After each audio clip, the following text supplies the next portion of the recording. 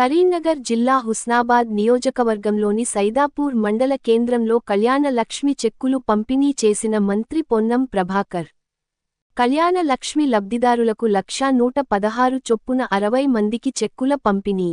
Asterisk అనంతర విశాల సహకార పరపతి సంఘం లి. సైదాపూర్ మండలం ఆధ్వర్యంలో సైదాపూర్లో వరి ధాన్యం కొనుగోలు కేంద్రం ప్రారంభించిన మంత్రి పొన్నం ప్రభాకర్. యాస్టరిస్క్ కార్యక్రమంలో పాల్గొన్న additional collector Lakshmikiran, Saidapur market committee chairman Donta Sudhakar, విశాల సహకార పరపతి సంఘం మండల అధ్యక్షులు కొత్త తిరుపతి రెడ్డి, ఆర్డీఓ రమేష్, ఇతర అధికారులు కాంగ్రెస్ పార్టీ ముఖ్య నేతలు. యాస్టరిస్క్ మంత్రి పొన్నం ప్రభాకర్. 1వ తేదీ పోతారం గ్రామంలో వరి ధాన్యం కొనుగోలు కేంద్రాన్ని ప్రారంభించాం. ఎక్కడైనా అవసరముంటే అదనంగా వరి ధాన్యం కొనుగోలు కేంద్రాన్ని ఇస్తున్నాం. గత పంటకు సంబంధించిన సన్న వడ్లకు బోనస్ పెండింగ్ బిల్లులు లేవు. ఎవరికైనా పేమెంట్ కాకపోతే జాయింట్ కలెక్టర్ దృష్టికి తీసుకురండి. ఇప్పుడు కూడా సన్న వడ్లకు 500 బోనస్ ఇస్తున్నాం. ఎవరు బయట అమ్ముకోవద్దు. అవే వడ్లు సన్న బియ్యం రూపంలో మనకు వస్తున్నాయి. దేశంలోనే మొదటిసారి తెలంగాణ ప్రభుత్వం సన్న బియ్యం పంపిణీ చేస్తుంది. 200 యూనిట్ల ఉచిత విద్యుత్, 500కి గ్యాస్ అందిస్తున్నాం. రైతులకు రుణమాఫీ పూర్తి చేశాం. 168 కళ్యాణ లక్ష్మి చెక్కులు ఈ మండలానికి వచ్చాయి. గురుకుల పిల్లలకు మెస్ ఛార్జీలు, కాస్మోటిక్ ఛార్జీలు పెంచడం జరిగింది. ధాన్యం కొనుగోలులో ఎక్కడ అదనపు తూకం ఉండదు. రైతులకు ఏ కష్టం రాకుండా చర్యలు తీసుకుంటున్నాం. సన్న బియ్యం పంపిణీ అద్భుతంగా జరిగింది. మా పైసలతో అంటున్న కేంద్ర ప్రభుత్వం మరి బీజేపీ పాలిత రాష్ట్రాల్లో సన్న బియ్యం ఎందుకు ఇవ్వడం లేదు? సన్న బియ్యమే మీ ఇళ్లలోకి వచ్చి భోజనం చేస్తా. నీళ్ల కొరత ఉంటే చెప్పండి. ధరణి స్థానంలో భూభారతి చట్టం తెచ్చాం. 23 మధ్యాహ్నం కోహెడ, 24 ఉదయం అక్కన్నపేట, మధ్యాహ్నం హుస్నాబాద్, 28 ఉదయం భీమదేవరపల్లి, మధ్యాహ్నం ఎల్కతుర్తి, 29 ఉదయం సైదాపూర్, మధ్యాహ్నం చిగురు మామిడి మండలంలో రైతులకు భూభారతి అవగాహన ఉంటుంది.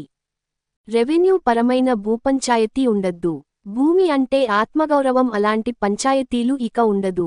ఎస్సీ వర్గీకరణపై చారిత్రక నిర్ణయం తీసుకున్నాం. దేశంలోనే మొదటిసారి చట్టం తెచ్చాం. బీసీ కుల గణన చేశాం. రిజర్వేషన్ల పెంపు చట్టం తెచ్చాం. ఇందిరమ్మ ఇళ్ల ఎంపిక ప్రక్రియ పారదర్శకంగా జరుగుతుంది. ఇందులో రాజకీయ జోక్యం ఉండదు. ఇల్లు లేని పేదలకు ఇల్లు మొదటి దశలో 3,500 నియోజకవర్గంలో ఉంటుంది. నేనెక్కడ జోక్యం చేసుకోను. మీ ఊర్లలో పేదోళ్ళు ఫస్ట్ ఎవరికి ఇల్లుగా ఉన్నావు మీరే గ్రామస్తులు నిర్ణయించుకొని లిస్ట్ చేయండి. ఏ గ్రామానికి ఎన్ని జనాభా ప్రకారంగా అది కూడా ప్రభుత్వం నిర్ణయం చేసింది. ఆ ఊర్లో ఉన్న జనాభా ప్రకారంగా ఇండ్లు వస్తాయి. ఇప్పుడు ఫస్ట్ మొదటి దశలో 3,500, మళ్ళీ రెండో దశలో 3,500 ఇట్లా ప్రతి సంవత్సరం ఇచ్చుకుంటా పోయి ఆ సమస్య ఎక్కడ కూడా ఇల్లు లేని పేదలకు ముందుగా ఇచ్చే కార్యక్రమాన్ని కూడా దయచేసి అందరూ సహకరించండి. ఎక్కడ కూడా ఇబ్బంది రాకుండా పేదలకు ఎటువంటి తప్పు జరగకుండా పారదర్శకంగా గ్రామంలో అందరి ముందర కూర్చొని ఫలానా ఇల్లు లేదు ఈయనకి ఇద్దామని అందరు కలిసి నిర్ణయం చేస్తే అదే నా నిర్ణయంగా తీసుకుంటారనే మాట మనం చేస్తూ మరి మీ అందరికీ మరొకసారి ఇప్పుడు ఈ యొక్క పాట పాడినాక కళ్యాణ లక్ష్మి చెక్కులు ఇస్తారు. కొన్ని ఇచ్చేసిన తర్వాత మళ్ళీ పెళ్లి పోతా. అందరికి నమస్కారం. బియ్యం అలా తినేటువంటి ఆహారానికి కూడా 40% పెంచడం జరిగింది. కాస్మెటిక్ ఛార్జీలు 200% పెంచడం జరిగింది. ఇలా అనేక రకాల కార్యక్రమాలు తీసుకుంటూ పనిచేసుకుంటూ పోతా ఉన్నాం. ఇంకా రైతులకు సంబంధించి కానీ ఇతరత్ర కూడా అన్ని కార్యక్రమాలు చేస్తున్నాం. మీ ఏరియాకు నీళ్ల విషయంలో కూడా ఎప్పటికప్పుడు చొరవ తీసుకున్నాం అనేటువంటి మాట కూడా ఈ సందర్భంగా మనవి చేస్తూ, ఒకటి మాత్రం మళ్ళీ ఊరిపే జాయింట్ కలెక్టర్ గారు చెప్పినారు. ఆర్డీఓ గారు కూడా బాధ్యత తీసుకొని ఎంపీడీఓ గారు, ఎంఆర్ఓ అధికారులు అందరూ ఎక్కడ కూడా అదనపు తూకం ఉన్నది. దయచేసి మళ్ళీ చెప్తాను, ఎక్కడ కూడా అదనపు తూకం ఉన్నది. కానీ కొంత తప్ప తారుకు సంబంధించిన విషయాలు కూడా ఇక్కడ మిషన్లు ఉంటాయి. మొత్తం అన్ని మట్టి కుప్పలు తీసుకొచ్చి నాకు తర్వాత ఒక్కసారి దాన్ని జల్లెడ పడితే సరిపోతుంది. ఆ విధంగా ఎక్కడ కూడా మేము అదనపు తూకం ఇయ్యద్దనేటువంటి మాట కూడా నేను సందర్భంగా కోరుతూ మరొకసారి ఇలా రైతులకు సంబంధించి ఏ కష్టం రాకుండా చూసుకోవాలనేటువంటి ఆలోచనతో చేస్తా ఉన్నాం. అందుకే ప్రజలందరూ కూడా సన్నవటకు సంబంధించి రాష్ట్రం మొత్తం మీద చాలా అద్భుతంగా జరుగుతా ఉంది. దాని కొంతమంది నాయకులు అంటారు ఈ కేంద్రం పైసలు అని. మరి దేశంలో 30 రాష్ట్రాలున్నాయి. ఏ 29 రాష్ట్రాలు ఇస్తలేరు. మన రాష్ట్రంలో ఇస్తుంటే కూడా ఈ పైసలు మాయంటే మనం ఏం చేస్తాం? వీటికే కూడా ఈ పైసలు కడతారు. ఇవన్నీ ఉన్నటువంటి పరిస్థితుల లెక్క మీకు అంతే. కానీ కాంగ్రెస్ ప్రభుత్వం తెలంగాణలో ప్రజలందరికీ సన్న బియ్యాన్ని ఇస్తా ఉంది. ఇది ఒక చారిత్రాత్మక నిర్ణయం. గతంలో బియ్యం ఇంటికి వాడకపోదురు, ఇవాళ షాప్ పోయి తెచ్చుకొని ఆ బియ్యాన్ని తింటా ఉన్నాము. తప్పకుండా మీ మండలంకి వస్తా ఒక రోజు. ఇలా సంకర్షణ చతుర్థి ఇవాళ భోజనం చేద్దాం అనుకున్నా, కానీ ఒక పొద్దు ఇవాళ, లేకపోతే ఇవాళ ఎక్కడైనా మీ దగ్గర భోజనం చేస్తాం అనుకున్నా. కాబట్టి తప్పకుండా ఇంకా ఏదైనా కార్యక్రమాలుంటే కూడా నేను స్థానిక శాసనసభ్యుడిగా, మీ మంత్రిగా వాటన్నిటి పరిష్కారం నా బాధ్యత. ఎక్కడైనా నీళ్ల కొరత ఉంటే కూడా వెంటనే చెప్పండి, నీళ్ల కొరత కూడా చెప్పండి. తర్వాత ధరణి చట్టాన్ని తీసేసి మొన్ననే ముఖ్యమంత్రి గారు భూభారతి చట్టాన్ని తెచ్చినారు.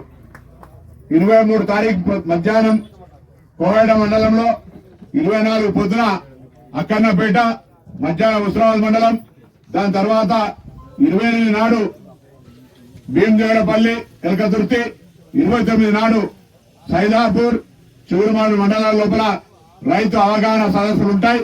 భూములకు సంబంధించి అన్ని కూడా అధికారులు ఏర్పాట్లు చేస్తారు.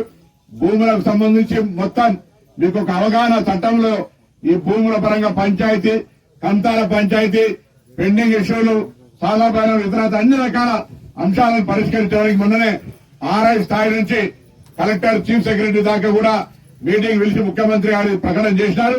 భవిష్యత్తులో రెవెన్యూ పరమైన భూ పంచాయతీలు ఉండద్దు, అందరికి కూడా ఎక్కడికక్కడికి భూమి అంటే ఆత్మగౌరవం, భూమి అంటే మనకు ఒక గౌరవం ఇచ్చేటువంటి దానికి సంబంధించిన పత్రాలు చక్కగా ఉండాలనే దాని మీద మరి ప్రభుత్వం నిర్ణయం తీసుకుందనే మాట కూడా ఈ సందర్భంగా మనం చేస్తా ఉన్నాం. ఇంతేగాక ఇలా మీరు చూస్తా ఉన్నారు, చాలా కాలంగా ఉన్నటువంటి కేటగిరేషన్ గాని రిజర్వేషన్లకు సంబంధించిన అన్ని కార్యక్రమాలు ప్రభుత్వం ఎక్కడ కూడా పెండింగ్ పెట్టకుండా తీసుకపోతుందనే మాట మనం చూస్తూ ఇలా అనుకోకుండా మన నాకు ప్రేమతోటి మనం బలగం కొమరావు ఇచ్చారు. బలగం సినిమా చూసారు కదా, బలగం కొమరావు వచ్చింది ఇక్కడికి. మన వీడియోకి వచ్చినప్పుడు ఆవుతులు ఒక పాట పాడేయకపోతే మనమంతా నారాజ్ అవుతాం. బలగం కొమరావు ఒక పాట పాడుతుంది.